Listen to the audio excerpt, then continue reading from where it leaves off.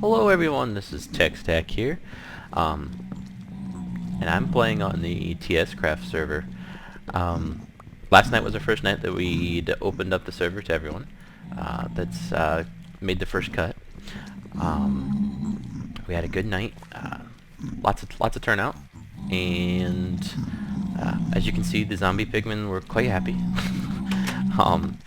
This place as my base will not work with that spawner there. That spawner's gonna have to go. It's just too noisy. I can never sleep at night. It's just driving me nuts being here. Anyway, just working on gathering some basic resources at this point. Rob and myself had set up another hub last night. So if you can get to the nether, we do have a portal, and I can show that's location here in a second. If you can get to the nether, you can break through one of these walls here, get into this room, and create yourself a linking book to this area. Put that linking book back in your base, and then have a linking book when you come here that goes to your base. So for example, right now I can go back to my base at in an instant. Really quick way of transporting ourselves, and what this allows us to do is I can, from my base link to the nether hub, and then from nether hub I can go to Rob's base, for example, even though it might be on the other side of the map. It's just a rapid transportation system that we can use and take advantage of. Also, it's possible to carry a linking book with you, and if you happen to be lost down in a mine or out in the overworld somewhere, you can use that linking book to go back to the nether hub. If you go to the nether hub, create one, and then take it back with you while you're out and about. At this point, we don't have the link modifier to be able to make them into following books, but you can certainly take that book, when you're lost, use it, get back to the hub, and then go back to anybody's base that has a book there. So that's the basic idea behind it. And how did you manage to get in here? Somebody must have left my door open while I was offline or something. Oh well. Like I said, I'm definitely going to have to move this thing. You can see my inventory is mostly empty, so I just need to go gather some resources. We're really just starting off on the thing. We don't, at least I don't, have any machines built or anything like that, so I'm going to spend some time doing just that, gathering resources. Won't bore everyone on YouTube with that type of video, so just wanted to say we're open for business and things are going smooth.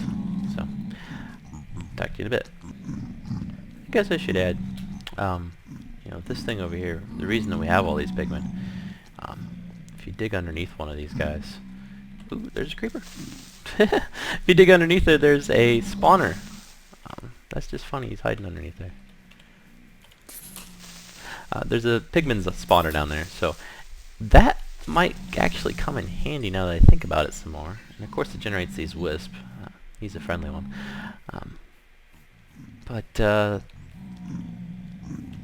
The spawner here, I might be able to set up a nice mob trap and then have an infinite supply of gold nuggets. So I might have to consider doing that. It obviously spawns at a pretty good clip. My chunk must have been loaded on the server or something. Hey everybody, I'm back. A lot can change in just a day's time in real life on a server. As you can see, I'm starting out here in my little shack. I've moved some stuff around here. And I've also converted the pigman spawner over here into a pigman trap. I've moved my base from this little shack. No longer will be living in there. Didn't want to listen to these guys all day long anymore. Couldn't stand it really. But yeah, I've taken this area, just dug out from underneath it, and then dug along a pit down there so that they could get fall damage. Put 4 water source blocks in the corners and some signs over the hole so that they can not have the water drop down in without having to make this any bigger than it needs to be. And as you can see, the pigmen just naturally walk off the edge because it's not too far of a drop for them, and then they end up falling down in the central pit there. One issue I do see with this thing is I had cleared all these vines off last night, but as you can see they are growing back, so I might have to take some corrective measures for that.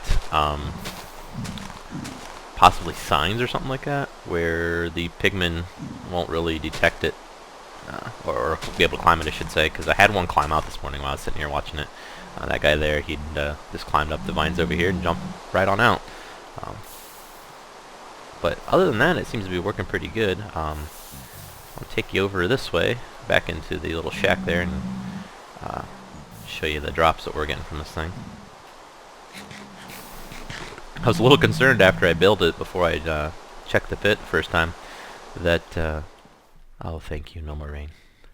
I was a little concerned the first time I checked it that there wouldn't be any drops, because I didn't know if the special spawner that was in there had changed the mob drop rules. I don't think I've gotten any rare drops from it yet. Doesn't mean that there's not going to be. But you know, my experience so far, there hasn't been any. And as you can see, getting quite a good number of gold nuggets from it. Eventually, I do plan on putting some transposers down here hooked up to pneumatic tubes, or possibly an ender chest, and pipe them off somewhere, so we don't have to come down this pit every time to check it. But for now, it does. I'm really still just getting started, building my base, gathering resources. I think most of the people on the server are kind of in that stage. I might be lagging a little bit. I'm trying to do things like this where it'll help in gathering resources. I was going to go the thermal expansion route with my machines, at least to start here, and couldn't find a piece of gold, and that's why I went this mob trap, so I can get myself some gold here that we can actually turn into gold ingots. Just really need the gold to get started. One of the key pieces to this thing is the reception coils and things like that for the thermal expansion mod. But anyway, this is my new area I'll be calling home. As you can see, I've built up a little platform over this kind of recessed area into the cave, or not cave, the mountain here. Used some redwoods for support structures for it. And that's the original nether portal. I think I forgot to show you earlier when I was recording. Just went in there, linked that up, and then created a hub in there. That's really all we've done. I did last night go in and gather some glowstone for use. For use in creating my jetpack, because I miss that thing. I got spoiled on my single player world that always seemed to have one of those things. So as you can see over here, I've got my turtle doing his job. He's quarrying away, gathering me all sorts of resources from this thing. Nothing too overly exciting yet, but he still has a ways to go, I think, to get to bedrock, so it's kind of to be expected. Looks like he has been rebooted. Maybe somebody else on the server stopped him. Looks like my chest was full, so maybe he was spitting stuff out on the ground. Anyway, just kind of wanted to give a quick update. Don't have any big builds or anything yet to show off, other than the spawner up there, and it's looking pretty ugly, but I'll get that taken care of soon enough. Do have a couple cows down here. Rob helped me with that, getting those things over. Hey guys, I'm back. Let's see if I can show off my Enderman technique on this level. Been trying to get some Enderman because I'm working on a TSCraft. Those things need liquid ender pearls in order to run. The technique that I'm going to show you here works pretty good, especially if you're on a jetpack like I am right now. Basically, you just get a cliff and hover over top of the thing. There you go. So get him up there, and they're stupid enough that if you get close to the cliff, they'll just fall you right off the edge, take fall damage, then you come back up here, wait for them to teleport up, and just do it all over again. Basically, you don't have to get close enough to really get a whole lot of damage. Sometimes, occasionally, they'll tag you on their way down off the cliff here, but mostly you're safe. Once I get rid of this guy here, I'll finish my Enderman hunt for the night, because I need to get a lot of pearls to do this. and then I'll show you around with the changes. As you can see, there's been quite a few changes going on. Oh, he died. So 3 falls from that height, enough to kill him. Anyway, like I said, I'll be right back. Okay, I'm back. Sorry about the light level last clip. I watched as one I was looking for more Endermen, and it was pretty dark. Typically I turn up my brightness on my videos for YouTube, because YouTube tends to make them a little darker. So hopefully this one's better. Anyway, as you can see, I've tunneled out this natural cave that was here. It initially was up real high. I've tunneled back in here, and this is where my turtle was digging all the way down to bedrock. He has successfully made that now. Kind of using this level as a power generation level here. Got some lava into these portable tanks that feed over into this magmatic engine. And then had a couple hobbyist steam engines. Those were the first 2 engines I've created, and were initially using to power things. These magmatic engines require some invar ingots. Those things are kind of hard to obtain, especially if you don't have a pulverizer or macerator at all, which at first I didn't, obviously. These portable tanks are great. You can hit them with a crescent hammer, shift click them, and pick them up even if they contain lava. And then I've been using this linking book to go over to the nether and fill it up with lava. There's a big lava pool right where that book's at. And then once I get them full, I just bring them back and set them on top of each other here on this pipe, and it'll automatically just feed into the magmatic engine then. So that thing's got a decent supply of lava right now. So anytime I need power, I just come down here, flip the switch, and it starts powering all my machines up above. One of the things I am planning to do, the reason I need the TSCraft, I'm going to use a liquid TSCraft and fill up this tank here with that. Pump lava out of the nether, go through the TSCraft into this world, and then fill up that tank. So I'll have as much power from magma as I can ever want to need. I'll probably be building more of those magmatic engines for that type of purpose. Also, the reason I do have that redstone lever turned off right now, these energy conduits here will fill up with power and explode if you leave them on. I did find that out in my single player Let's Play. You leave them on, you'll start to see like a greenish energy build up in these spots where it just comes out of the engine itself, and they'll explode. I have in my single player world have them do damage to other blocks around them when they exploded. Here I don't think they've exploded with a large enough excess of energy to do any damage so far, and that was only because I forgot to leave them or turn them off one time. So let's show you around some more. Obviously I've got some project tables, and I'm using that for a backpack charging station, or a jetpack charging station. Created an enchanting station. Created 2 other enchanting. Let me turn the sounds off. I created 2 other enchanting tables when I did that, and I've used them for chunk loaders. Right now, I am very glad that I've done that. I've put a little creeper guard around the thing up here. This chunk loader here, if you never used this type of chunk loader, I would say this is the way to go. It does require a couple diamonds because of the enchanting table, but as you can see, I've loaded a large area. Now, I understand some server admins may not let you do that. I am the server admin in this case, so I can do that. But with this, it doesn't look like this. There we go. The lasers are on now. With this, as you can see by those red laser beams there, I was able to chunk load just about everybody that's in this immediate area, all of their bases. That white base over there, there's somebody living up in that thing. This is Music's base down here. That's Rob's, and then someone's living up on that island. So the island, I think, is only partially chunk loaded at this time, but all of these guys down here, your bases are completely loaded. Don't worry about chunk loaders. This single chunk loader will take care of it. I think Music has a world anchor, but that thing requires ender pearls.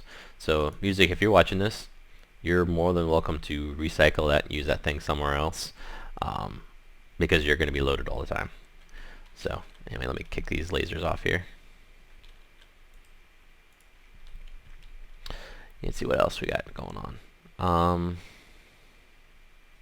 Oh yeah, my tree farm. Let's demonstrate this. I've taken my old code, scrapped it for harvesting redwoods. The reason I did that is I wanted to take advantage of the behavior that I've learned from my previous world, where a sapling will not conduct a redstone signal. Make sure there's no creepers around here. Will not conduct a redstone signal, but the tree block itself will. So I've got this turtle sitting here running this fell program all of the time, and what he'll do is he's just constantly monitoring the redstone output of this block here in front of him, and as soon as he gets a redstone signal, he knows that the tree's been planted, and he will, do his chop procedure to go all the way up to the top of the tree. And in this case, my old code would go to the top, come all the way down, go over, chop down the other side, go all the way to the top, and come down. This guy now, I've optimized him.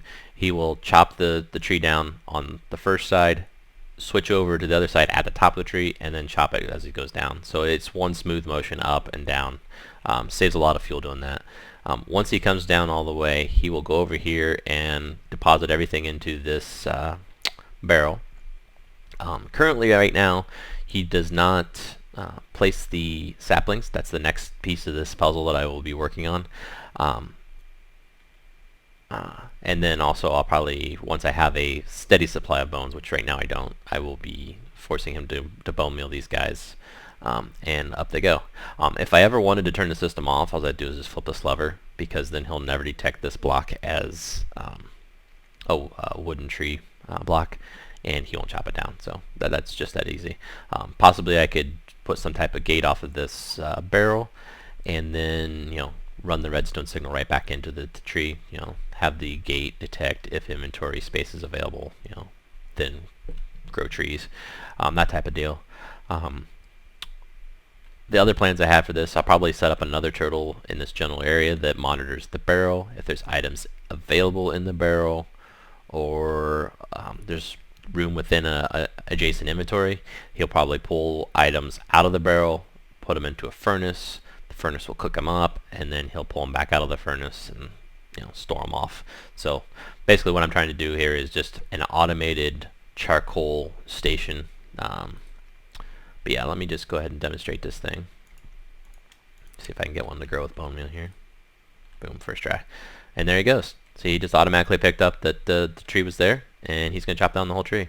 Really makes it unattended.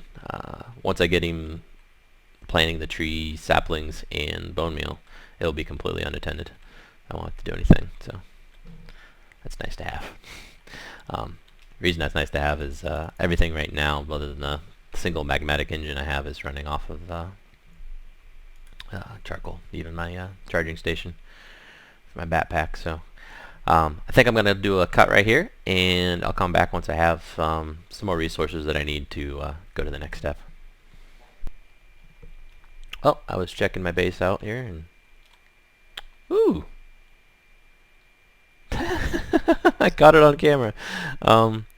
Apparently there was a creeper up here. No sounds because of the rain, and he just snuck right up on me. The one bad thing about having this base here, I get dive bombed from up above, so I'll probably have to put some type of guard up there, or something, light it up really good. That section over here is not lit. I did light up over there a little bit so that this stops somewhat, but obviously I need to improve it because they're still coming down here. It's just too funny. What I was going to say was I did have a bunch of cows down in here, and somebody must have been hungry on the server. If any of my server guys are watching this, if you're hungry, feel free to take my food, but at least leave me with my food supply. If it's wheat or whatever, replant it. If it's cows, at least leave me with 2 so I can get them back. I have to go hunt them down. Anyway, the Enderman hunt continues. I love the snow in Minecraft. This looks so nice, and it's also great from the standpoint of it doesn't make the rain sound. It's been raining for like 2 or 3 nights now, which makes an Enderman hunt a little bit harder to achieve, because you know, as soon as they teleport in, they are gone. Get out of here, zombie. Oh.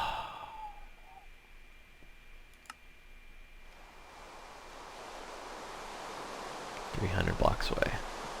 At night. Oh, I think I'm the only one on the server. Yeah. That's not good.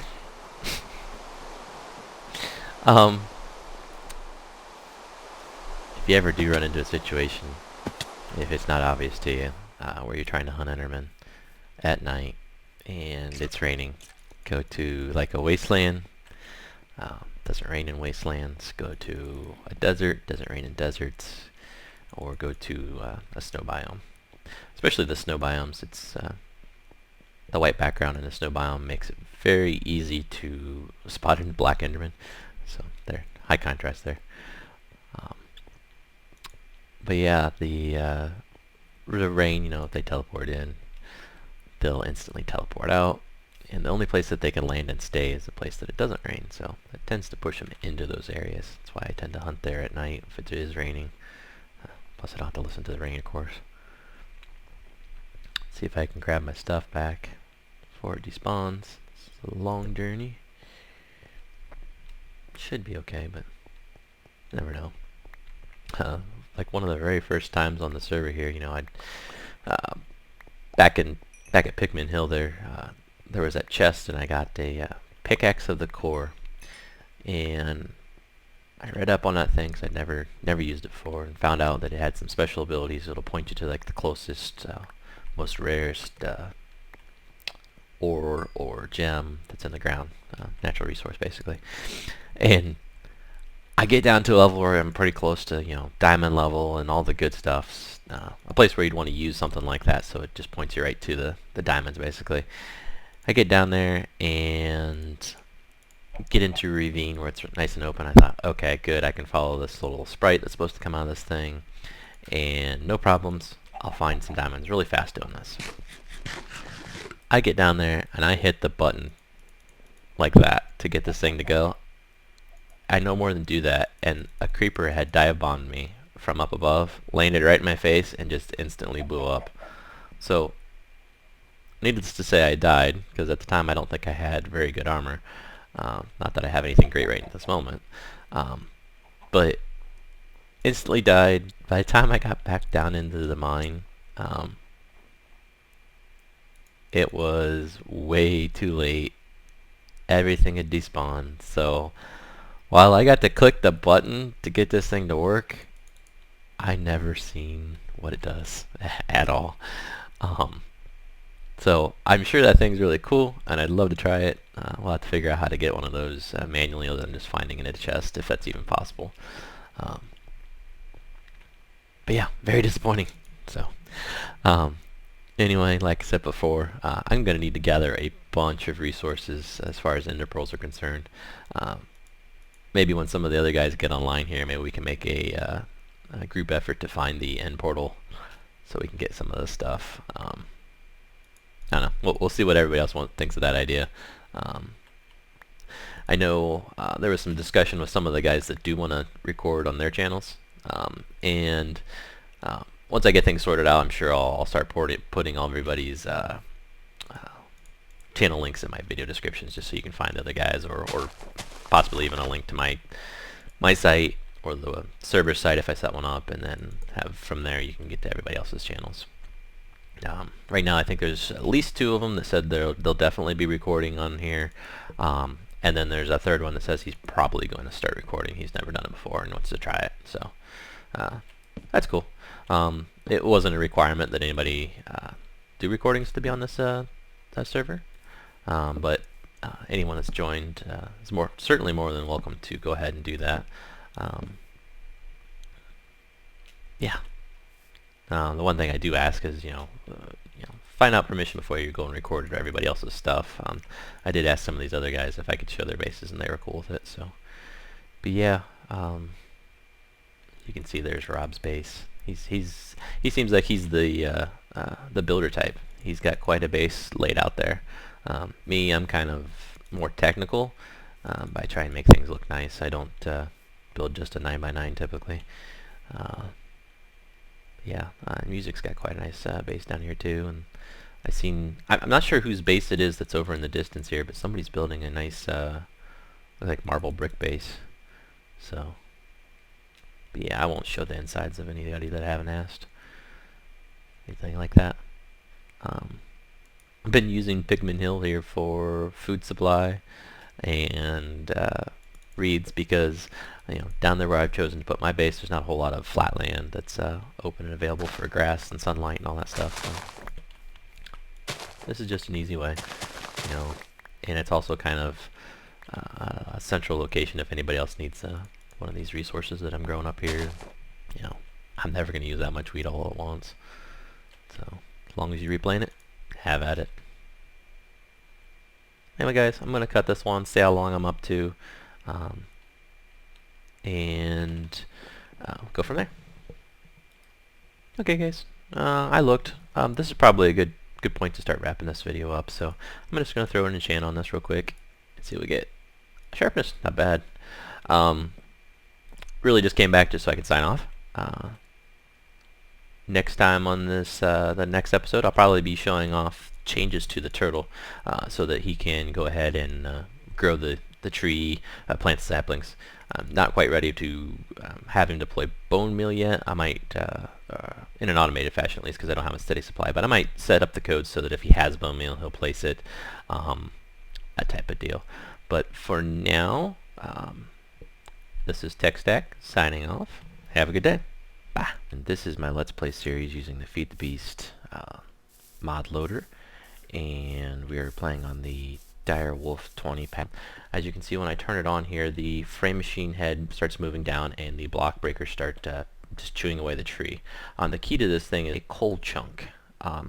Those coal chunks, you take those and put them back into a compressor and you'll end up with a diamond. That is the reason that I've saved these pieces of coal all this time.